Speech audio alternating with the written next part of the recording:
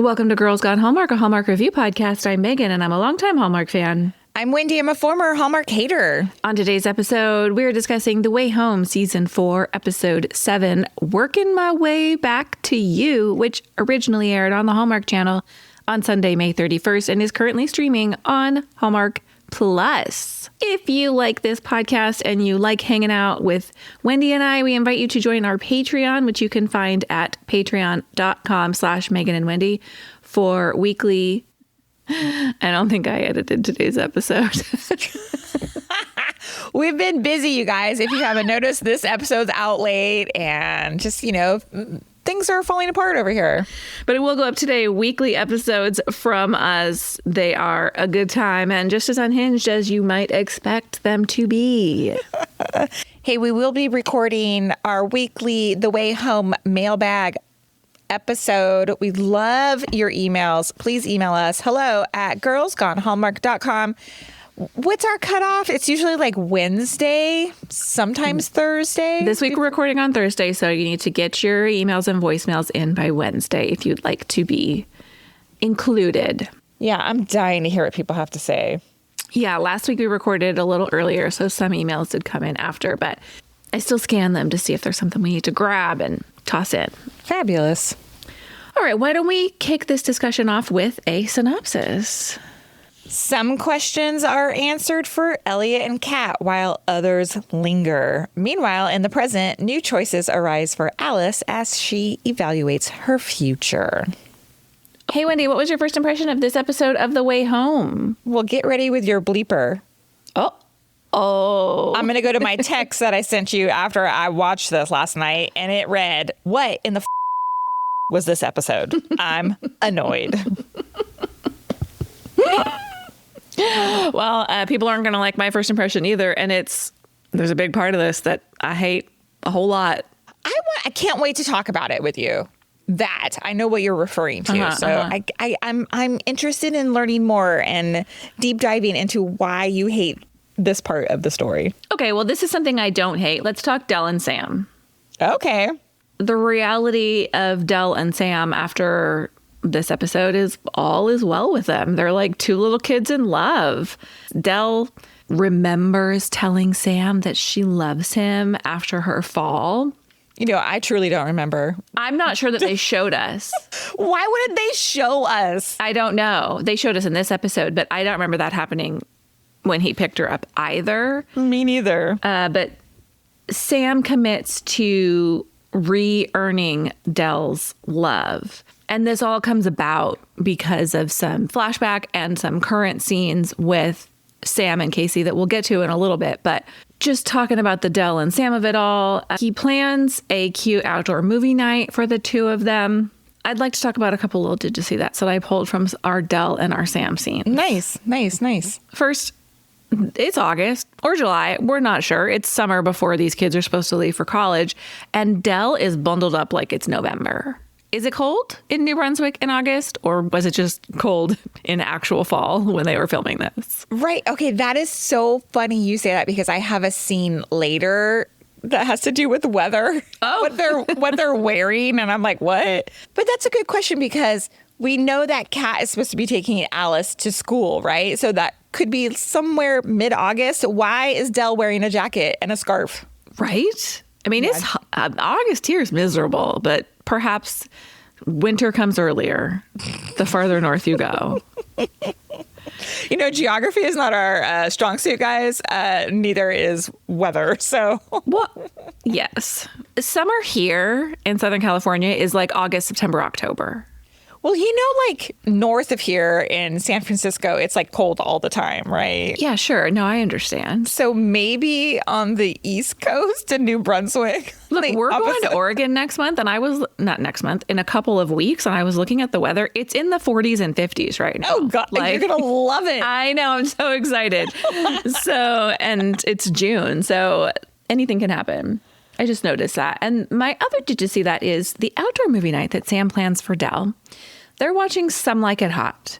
Now, they have not referenced Some Like It Hot directly in this series. However, when Nick and Kat travel to 1925, he uses the name Spats, and he says, I heard it in a movie once, which led me to Google the movie. And as we discussed in that episode, Spats is the name of a bootlegger who runs a speakeasy. So is there a connection somehow between Sam and Nick? Is this just a fun little Easter egg for the writers to drop in for us? Sam says something like, oh, we're working our way through some list, the class. I don't know. Yeah, he did like some like top 10 list or something. Yeah, he made a reference to some sort of list. Yes, Film you're buffs right. are screaming at us. But I know, yeah. So that's his reason for choosing this movie. It was next, essentially. The end result is all is well with these two. They're back on course. And how does this make you feel? Are you happy about it? I'm fine with this. I'm fine with it too. I'm like, okay, whatever. Like, I want Dell to be happy. Yes, I want Dell to be happy too. I'm not going to even pretend what it would feel like to lose my spouse, right? Sure. I think it's great that Dell's going to move on. However, I have a lot of suspicions about Sam, so I don't think this is just your normal relationships, So we'll see. But great. Good for Dell and Sam. I'm finally happy. I'm happy she finally came around. Yeah, well, it's a little bit of both. Let's I know my notes aren't in this order, but I think we should talk about Sam and Casey so we can tie this all together. Okay. In my notes, I said this is simultaneously the most interesting part of the episode and the most frustrating, because when Casey shows up, Sam is playing chess in the park in the past, the recent past, the first time he shows up. 2024, I think it said. Oh, did it? I didn't even clock that. And this appears to be Sam and Casey's initial meeting. Casey knows a lot about Sam. Casey's not subtle. Casey's like, I come from a time when we know each other very well. I mean, Casey's just like, I'm a time traveler. Here's the deal. We need to move this along. I need your help. I need an attorney. Sam takes this all pretty much in stride. Right. Doesn't question one thing. Like, his biggest takeaway is like, oh, Dell and I are still together in the future? That's great news. Not, what the hell do you mean you're a time traveler? Where's your DeLorean? Like, just doesn't even question that element of it. Not once. Not even like a reaction on the face. No. Because Sam is some sort of time traveler too. Why was Sam's picture at the freaking circus? Right. Can I just stop you? Whoever is styling the character of Casey is so freaking cool, because Casey's clothes are on point. I agree. Love it. One of the big takeaways, Casey discusses needing a lawyer. She wants to know if an old document would still hold up in court. Obviously, I assume this is Susanna's will that Casey is discussing and asking about. But they don't really get into that in this scene. And I'm not even sure that they need to. It's just Sam helped authenticate that, it seems like. Right.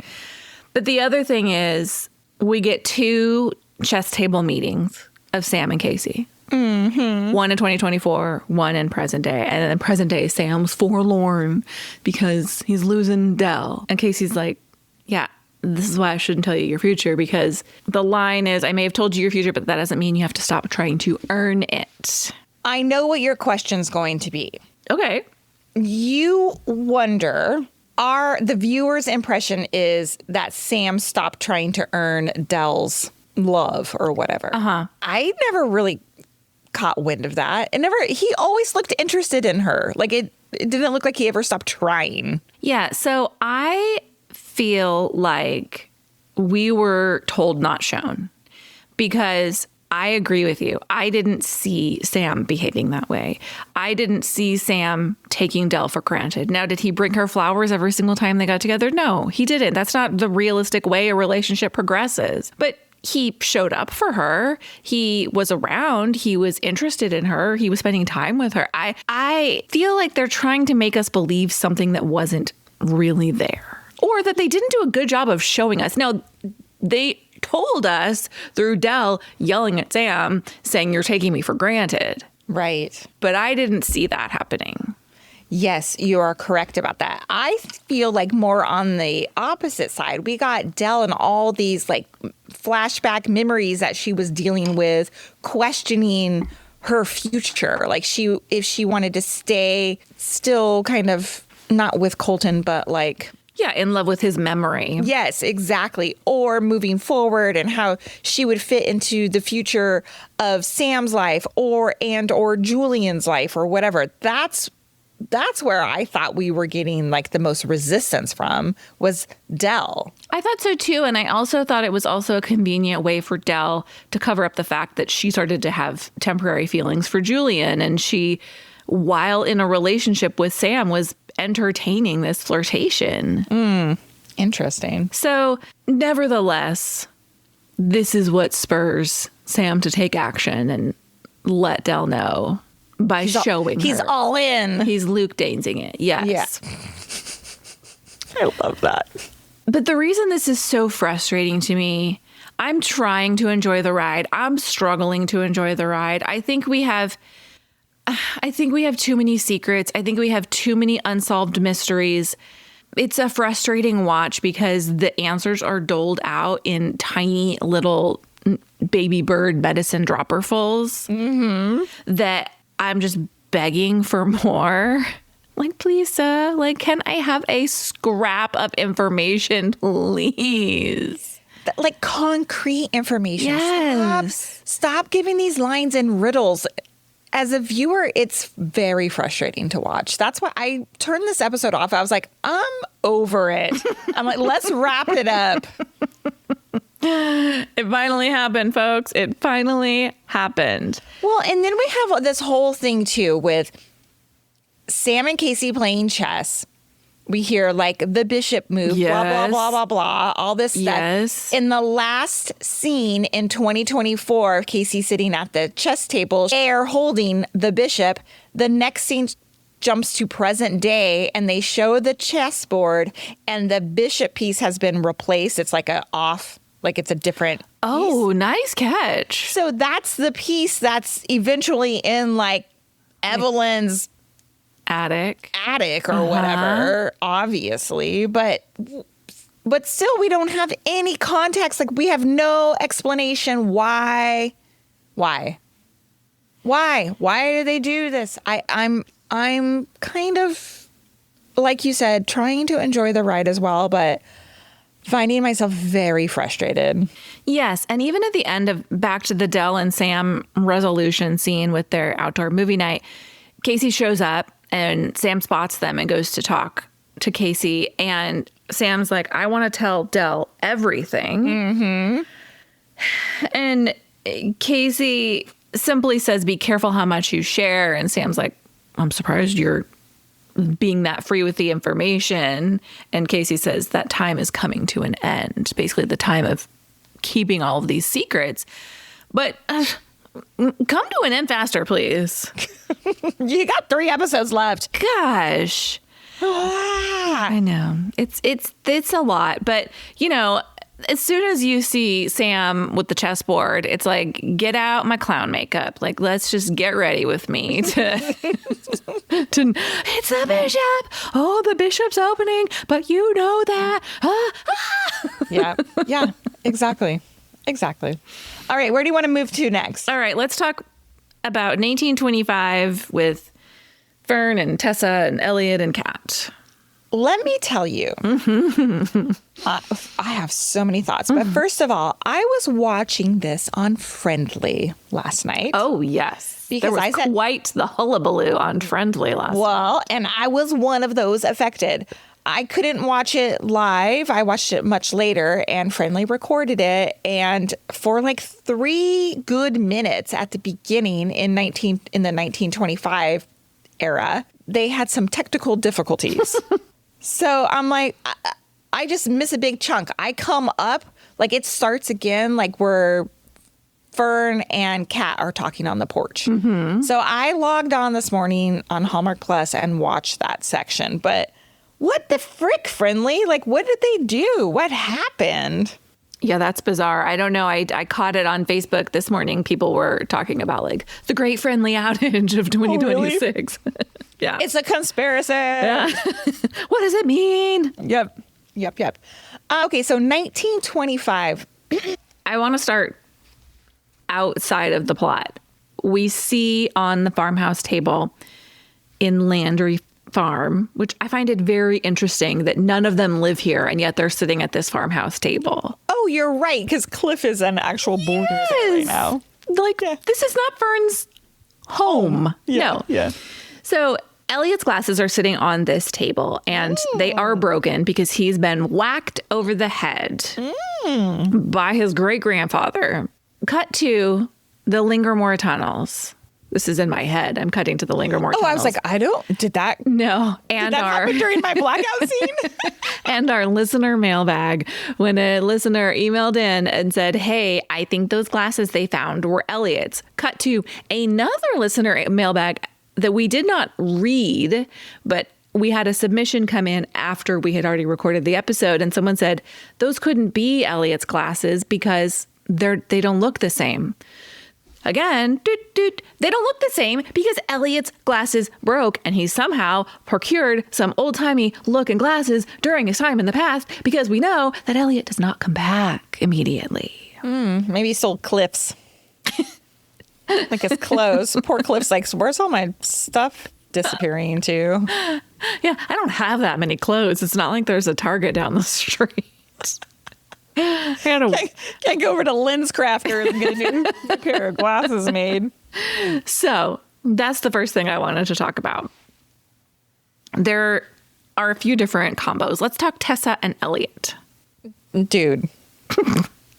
Tessa dressed up like the boss. Like, what is happening? Such a big shift from young adult Tessa. Even Tessa, the fortune teller. Oh, I'm like, right. Why are you wearing a mob outfit now? And then she's dropping like, oh, Capone's not going to be happy about this. I hate I know you hate another storyline. I hate this storyline. Do you? Oh my gosh. I just feel unleashed right now. I'm so sorry for all the big fans of the show. And we were there too. I still like it. So do I, but I feel like this was the episode they're like, okay, well, we got word that we're not coming back, so let's... Big middle fingers to y'all. Let's light it on fire. But I was, why is she wearing a mob outfit in Port Haven? Look, Tessa is stone cold to Elliot and to Kat. She's like, you guys ruined everything. That is her entire message. And Elliot rightfully is like, yo, do you want to give me a morsel of information about why you left me and my father behind in my infancy? And she's like, it was the best choice I had available to me. And not even with a tiny bit of warmth. Like if you only could understand why I had to make those choices. Right. Just straight out like, no, I do not care to entertain this topic of conversation because I got bigger fish to fry. Did you hear what I did there? I did. Oh my God. This is not the reunification that our poor Elliot was hoping for. Here's my other question too, is Tessa asks Elliot, she asks about Griffin. Yes. What do you know what happened to Griffin? And he goes, don't you want to know what happened to Vic? Which is a good question. It is, but what did happen to Griffin? This is one of my biggest problems is we still don't know why Tessa and Griffin traveled together. Right. And it's still being mentioned. I'm like, I need to know why. Why did they travel together? Did he want to run off with her? Were they in love? What? Right. We don't know. And the other answer to your question, we don't really know what happened to Griffin. There was a comment, I believe, from Fern where Fern said something like, Griffin would pop in, visit every now and then. But we don't have details about what he was doing in between. Right. Yeah, we don't know much about Griffin. Griffin's going to be the freaking key to all of this. And he's not even a major player, Mm-hmm. That's what I feel like is coming. Mm-hmm. That's how they're going to wrap it all up. Oh, let's just put it on Griffin. Mm-hmm. Also in this time period, we have Kat and Fern. I actually like this part. They find each other. I think this show is so much more about the relationships between women, both as friends and family, than about any romantic relationship that exists in this universe. I think those fair. relationships are so much stronger. So Kat and Fern connect as friends and as family, and they have similar life experiences, both having lost a parent and lost a brother, although under different circumstances. And we'll see that play out again a little bit in the future. But this is nice for me. For Kat, this is the kind of the first connection that Kat has made in the past. Oh, that's not, she connected with her dad. But Alice has made some really strong connections in the past, and Kat has been a messmaker. Yes, she's been time traveling as a taskmaster. Yeah. Whereas Alice has been more a relationship developer. Totally. So I liked this. I got to say, I liked that moment. I agree. And it softened Fern a little bit for me because I was kind of suspicious of young Fern. Like, well, she knows information, but she's not telling information. And is she good? Is she bad? Whatever. I thought this interaction between Kat and young Fern really softened Fern. Yeah, I agree. And Kat says, you don't have to marry Grayson. And we know that Fern doesn't, but Fern doesn't know that yet. And Fern says, I just need a fella to rely on. And it just suggests that life has been harder for Fern than she would like to let on. And I think Fern knows that independence for women in 1925, she unfortunately kind of does need a man for certain things. Now, do we think Fern and Cliff ended up being together? Mm-hmm. That's what you believe? Mm-hmm. They get married. What's Cliff's last name? Kane. Yeah, my belief is that Fern's son is Cliff Kane's son. Okay. And that's Colton's dad? Fern's son? Yes. No, wait. Cliff does show up in this time period, and he's questioning Fern about what's going on. But then they yell back and forth, and Fern says, why are you so twisted in knots about my welfare? Because he's so worried about her being with Grayson, and it's like a passionate yelling, and then they kiss. Shocker. I hated all of this. I thought it was pretty obvious right now. Felt like someone was cosplaying like Casablanca. Yes, exactly. That's why I hated it. Mm-hmm. Yes, exactly. This time period ends with Kat finding Elliot at the pond. She wants to go home, and Elliot is like, I need answers. They go to jump, and Elliot, I think this is real shitty of Elliot. Elliot lets go of her hand, and he says, Kat, wait. Yeah. As if to imply that she left him behind, as opposed to he intentionally stayed. Right. Now Kat, of course, is going to be spinning out, trying to get him back. Totally.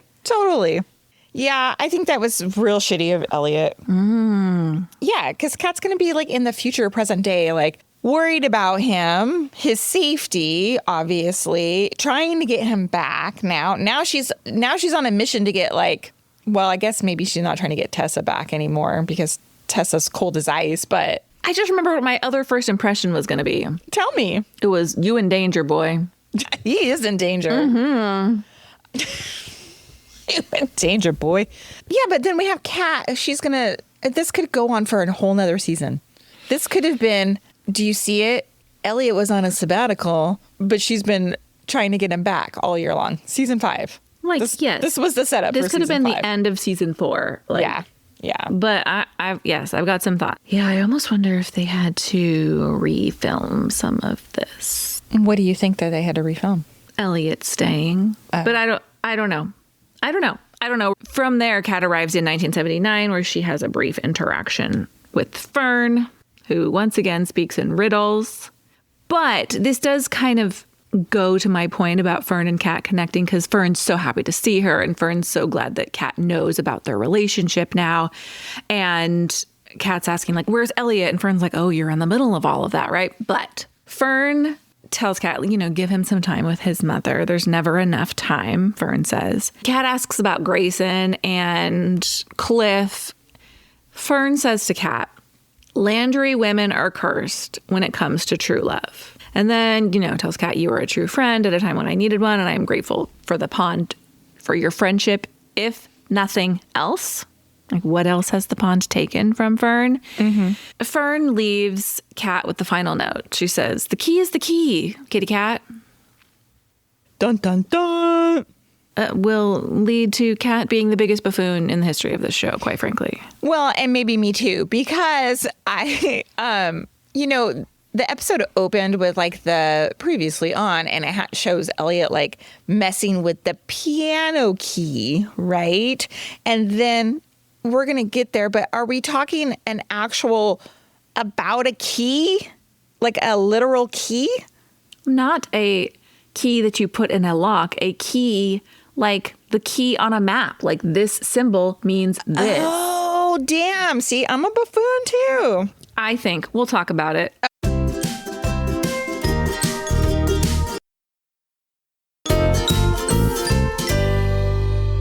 Okay. There's a lot that follows Kat returning from 1925. Starting with Kat talking to Del about it, and Del's like, maybe it's for the best. Maybe he needs some time. Same thing Fern says, like, let him figure it out on his own. And this is when Del and Kat have their interaction, where Del talks about the dream she's been having about Colton, and Kat kind of gives her almost permission to move on in this scene.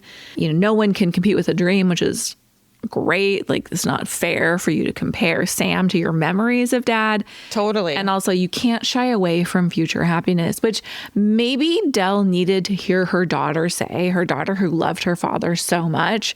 And she and her daughter have had such a tumultuous relationship, to hear Kat say, like, you deserve happiness too. Like, you have a future ahead of you. Yeah, it was a nice scene. I mean, and that's all I have to say about it. I'm like, nah. Some of those scenes around the kitchen table, I know are poignant, but I'm like, okay. Like, they're transition scenes for me. You know what I mean? Yes. Speaking of transition scenes, really, Kat and Jacob have a moment on the porch, and she's talking to Jacob about Elliot, and she says, he's my person. At the end of the episode, Alice returns from her travels, which we'll discuss, and she finds Kat, and Kat's freaking out because she can't get, Kat's wet because she's been trying to return to Elliot. And Kat says, Fern says Landry women are cursed in love. Am I cursed in love? The phone rings, and Elliot has received a call, and Kat answers. And she's like, this is his girlfriend, which I don't know why. I was like, that's weird. Why? I don't know. I was like, oh, I forgot. This is, I don't know. Yeah, they're not like, he hasn't proposed yet. No. Right? Oh, his sabbatical has been approved. Would they tell her? Would they tell her that on the phone? I mean, it's not HIPAA. Yeah. Fair. Kat's processing all of this. He had a plan in place, like he was taking a sabbatical. What else is he lying to me about? And then, of course, we hear Beautiful Dreamer on the clock. It's 11:11, and they go to Elliot's bed, and he's got a full-on murder board on his bed. Totally. Like, I thought she lived there.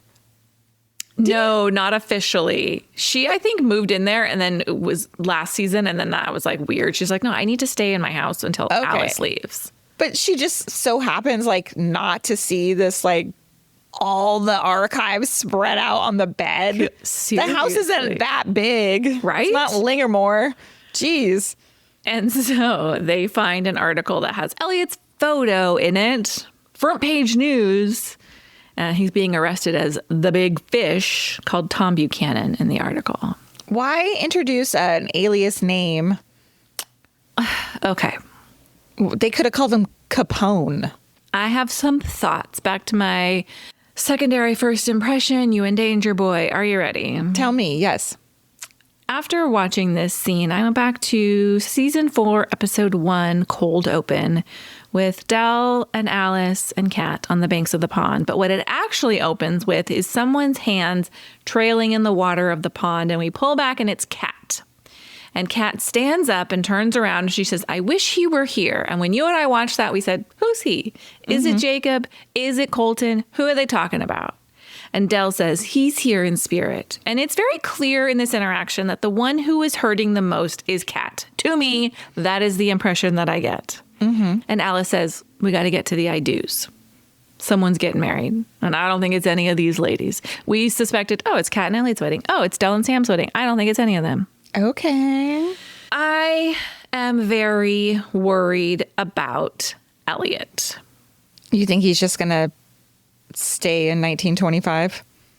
I'm worried about Elliot. I think this show is about a lot of heartbreak, and I'm worried about Elliot. Also, immediately after that scene, there is a Great Gatsby quote that appears on the screen. Oh. I don't remember. Oh, you're right. In the first episode. Yeah. And Tom Buchanan is a character from The Great Gatsby. Oh, look at you. You worried about Elliot? Are you like, nah, No, part of me is like, there's no way. It's a tragic ending for Elliot on Hallmark. But who knows? This show's always kind of operated outside. So who knows? Who knows? Mm-hmm.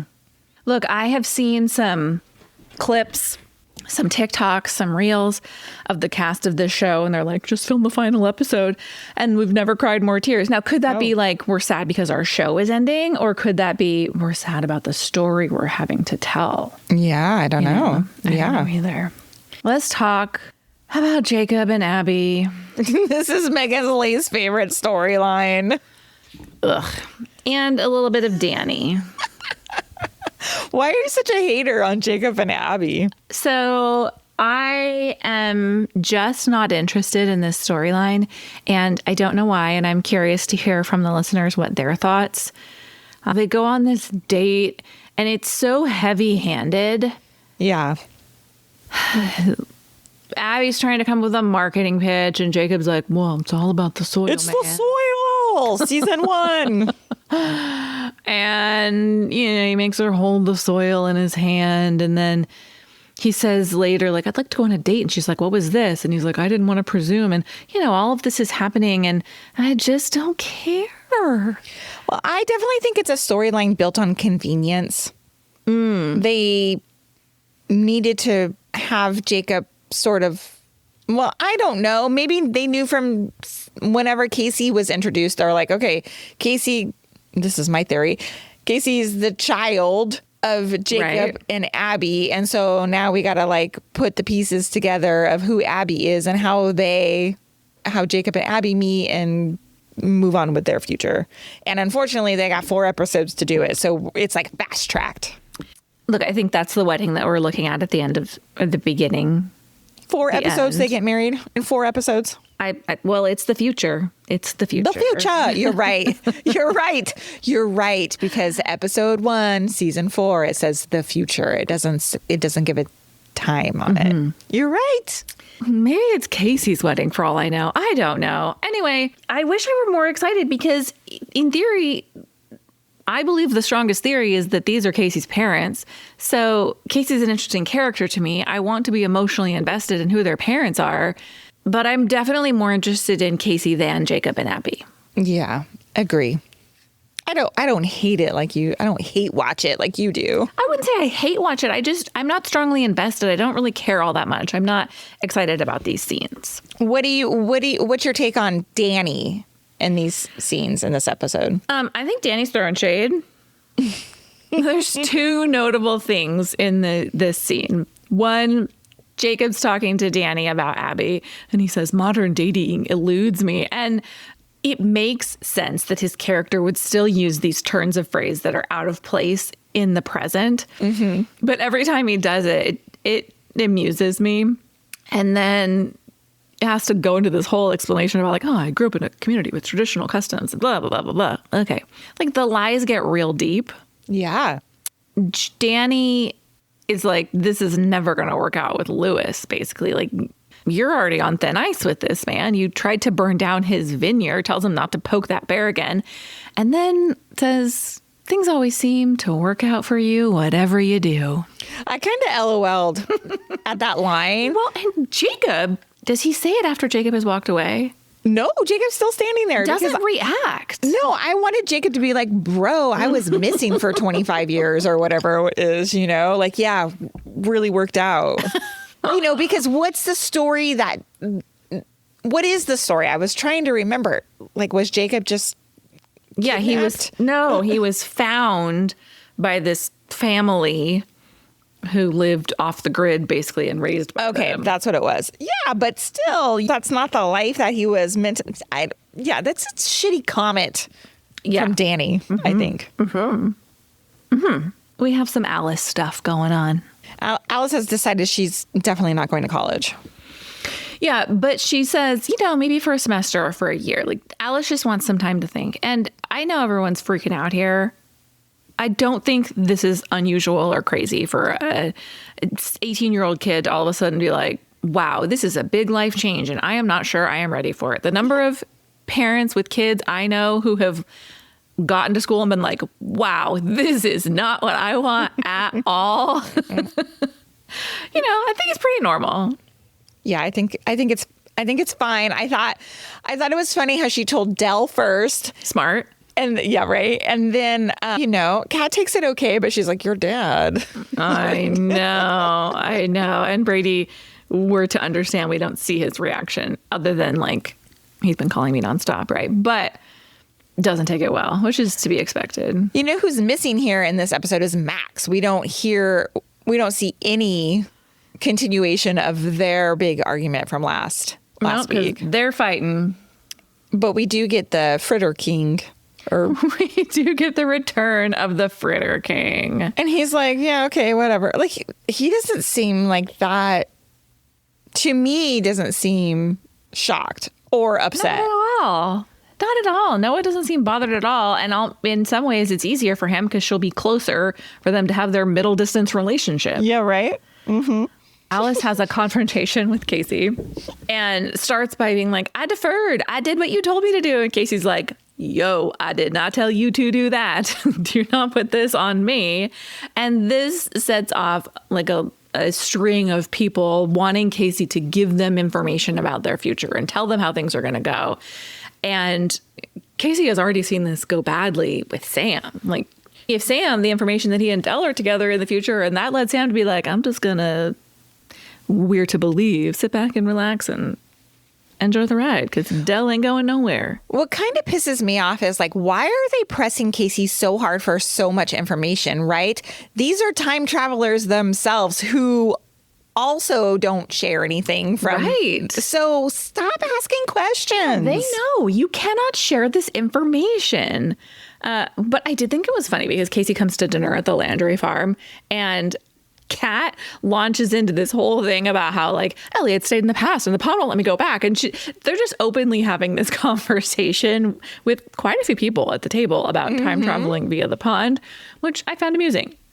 Yes, it's like that's just being open conversation. This is what I talked about last week or the week before. I was like, oh, it seems like everything is just so open and transparent now, but maybe it's been like that the last 4 seasons and I just never really clocked it before. It made me laugh too. The button on this Alice in the present day stuff is Alice and Casey have a fight on the banks of the pond because Alice kind of chases Casey down to the pond and Casey's done. She's like, it's always about your problems, Alice. And fairly, Alice is like, yo, I don't know anything about you to care about your problems. Like, you haven't told me anything. How can I be, she would love to know more information about Casey. And then just more talking in riddles. I wanted to have fun before things change. Yep. Everything is a countdown to something. Casey jumps. Kat calls Alice, and Alice is like, yo, I got the perfect trick to avoid talking to my angry mom. I'm going to jump in the pond. And she does. And where did she go? 79? Oh, this is she's watching New Year's Eve. This was my baby. Did you see that? Okay. Not one person's wearing a coat. They're outside. It's New Brunswick in December. Shouldn't it be snowy? If it's scarf weather in August, it should certainly be cold in November. Wait, December. Time out. I thought the pond froze over and then Oh, you're right. There was no like time traveling in the winter time because the pond froze over. You're right. And Al should be freezing cold when she's wet. So how is that working? Nice. Good job. That doesn't, what? And I just laughed when they're like, oh, the 80s. And I was like, ugh.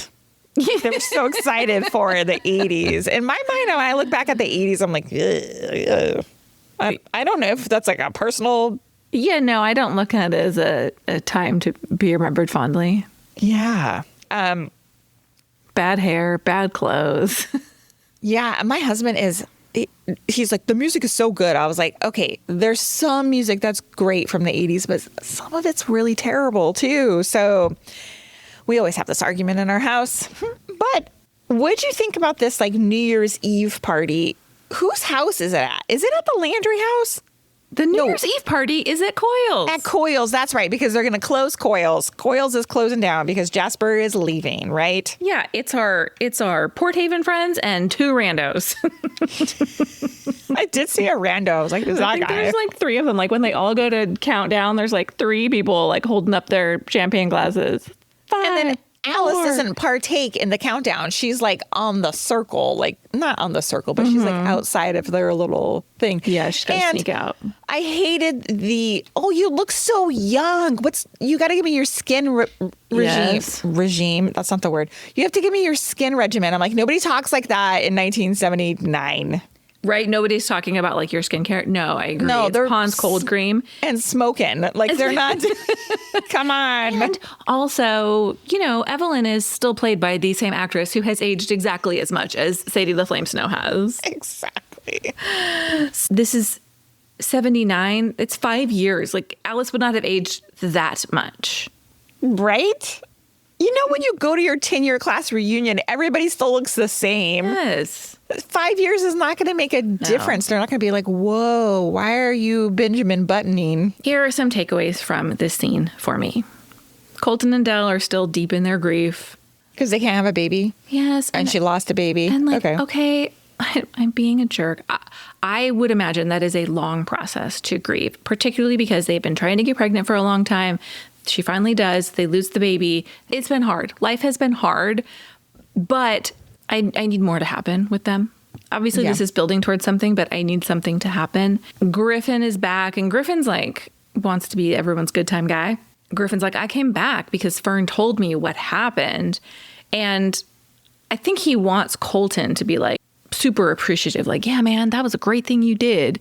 And this blows up in his face because Colton's like, oh, you're never around. Like, I was the one who had to pick up the pieces after Dad died and all of this. So, but let me ask you, as a viewer, because this is my take, I don't care anything about Griffin because we don't know anything about Griffin. Right. And we haven't seen Colton have to do this picking up of the pieces. Exactly. We've never seen his mother. We've only seen bits and pieces of Fern being kind of kooky, but we just don't know enough. Right. Jasper pulls out some of his home videos as he's reminiscing because he's going to what a fun New Year's Eve party. He's going to shut down Coyle's because they're going to forgive the draft dodger. So this man with a strong Canadian accent is going to return to his home in the States and shut down his diner in Port Haven, New Brunswick. Kat shows up I love it. I love the Cat shows up because the entire theme of the show is Kat's the worst time traveler ever. And she just comes walking down the stairs in Coyle, dead center in the middle of this footage. Jasper's like, isn't that your mom, Alice? I hate this entire scene because, yes, Jasper's like, isn't that your mom, Alice? And Alice is like, no. And then Evie's like, that I know her. She's in the portrait. That's the White Witch. She saved me from the thing. I was like, Too much. Too much information. A person doesn't have like those kind of revelations like that. There's no way. Yeah, it was a lot. It was reminding the viewers why Evelyn knows this woman and why she's so significant. But I'm aware and I hated it. Yeah, me too. Me too. And Alice tries to steal the footage on her way out, but doesn't do a very good job. Like, take it with you. Don't just hide it in the trash can. Like, what are you doing? And Tessa sees her steal the... Does Tessa see her steal it, or does she see her just leave, like sneak out? I can't... You know what? I don't remember. There was some shady eyes from Tessa at some point. Agreed. Like, either she saw Alice take the film reel or saw her put it in the trash can. I can't remember. Yeah, I kind of think she sees her before she leaves, and then Evelyn is the one who follows her out and is like, why didn't you say goodbye? And to me, this feels like a goodbye scene between Evelyn and Alice in this time period because Alice tells Evelyn that, you'll look back on these times as your golden years because I know they're mine. And this was very reminiscent of enjoy the ride, stop and smell the roses vibe. Like, look around while you're living it. Mm-hmm. Don't wish it away, which is advice that I could give myself. Watching the show and your eyes are darting all around the screen. You're like, where are the clues? Where are the clues? Where are the clues? Where's it leading? Yep. I don't know. But back in the present day, to bring it all full circle, Monica's about to celebrate the 45th anniversary of The Point, because The Point opened 1 year after Coils closed. And in her box of memorabilia, right on top, is the film reel. That Alice does not see. She does not see it, correct. And I'm like, welcome back, Monica. Where have you been for a season and a half? Yes, exactly. And finally, in the moment we've all been waiting for, the piano mystery is revealed. Yeah, the repairman comes out to fix the sticky key. Why did we just not open it up when Elliot was like, something's sticking in here? Why did you just not lift the lid and take a peek? Yeah, I don't know enough about pianos. I don't know if you could, I don't know the mechanics of it. Can you just do that? Yes. Look in there? Yeah, if it needs fixing, you couldn't fix it because you see a large piece of paper wrapped around a key. Yeah, you can open the lid and you can look and whatever. Let's get into why you believe this is Kat's biggest buffoonery scene. So the man hands it to Kat, this paper. He's like, well, that's the problem. Here's the ticket. Kat unfolds this note, and He's like, that's $1,000 for my services. Seriously. She and Alice go through it together, ultimately. But it's the page missing from Alice's Alice in Wonderland book, the one that Tessa gave to Fern, Auntie Coop gave to Fern. And on the page that is missing, there is a note from Cliff about how he's yearning for a life together with Fern. And Kat reads this note, but the note's long, and I don't think Kat reads the entire thing. Because on the other side, there's a key, a legend, so to speak. Yes. And in the middle, it says the letter that comes after. And around that are the words, good, that, just, great, tried, be, of you, at, if, have, there. Huh? And Kat's like, maybe this is the key to her heart. And I'm like, I never solve a mystery ever, ever. And I am screaming at the television. I'm like, reread the letter, Kat, and look for those words. It's the most blatant key. There's no riddle. It's the letter that comes after. What's the letter that comes after the word good? Spell a word. Okay, you're going to have to tell me like I'm a 5-year-old. So what's the answer? We don't know the answer because I went back and re-listened to Kat reading, and she does not say most of those words. She says a couple of them, like of and you. I think Kat didn't read the whole letter out loud. I think she was just like skipping to the end because there were more words on the page than Kat read out loud. Okay. So hopefully someone comes along and says, maybe Jacob. I don't know. I don't know who's going to come along and read that, but I think they just need to look at that letter and find those words, and then you make a word. I don't know what that word's going to be. I don't know either. I thought you had it figured out. No, I tried, but I'm sure there is a listener who has figured it out. So email us. We need to know. Unless it's the words in the Alice book, which could also be the case. But I assumed it was the words in the letter. But it's the letter after those words in some document that they have. Okay. I'm a little lost on that part, but it will be explained, I'm sure. Hopefully. I think it'll be like the word good. Oh, there's a T. The word that. Oh, there's an H. The word just. Oh, after that is the word letter E. And it's spelled the big fish or something so stupid. Tom Buchanan or whatever that guy's name is. The key is the key. I don't know. Yeah, I hate these riddles. I hate them. We're real salty today. I apologize, folks. But that's a wrap on this week's Thoughts on the Way Home. Sorry. As we know, our listeners are smarter than we are, and they will come up with theories that are quite likely stronger than ours. So at the end of the week, we're going to be like, that's what that meant. Oh. Well, I think it's very clear that I've done a lot of thinking about this episode. I went back and rewatched scenes. I wrote down the letters from the key. I re-listened to. I'm working hard here. I'm not phoning it in. I trust.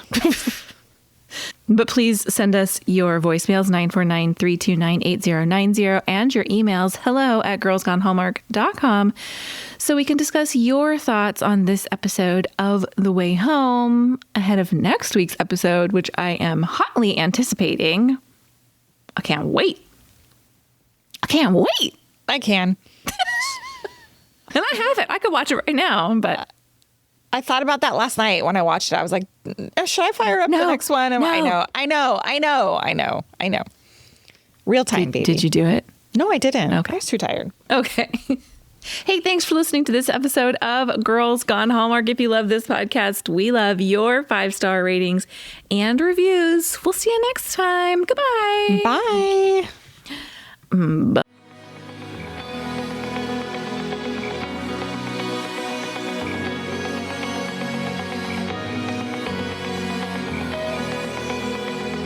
All right, friends, before we go, just a quick heads up. You're about to hear some ads. These little gems help us keep the show running and the Hallmark love flowing. So do with that info what you will. Grab a snack, hit the skip button, or maybe, just maybe, listen in and discover your new favorite product. Bye.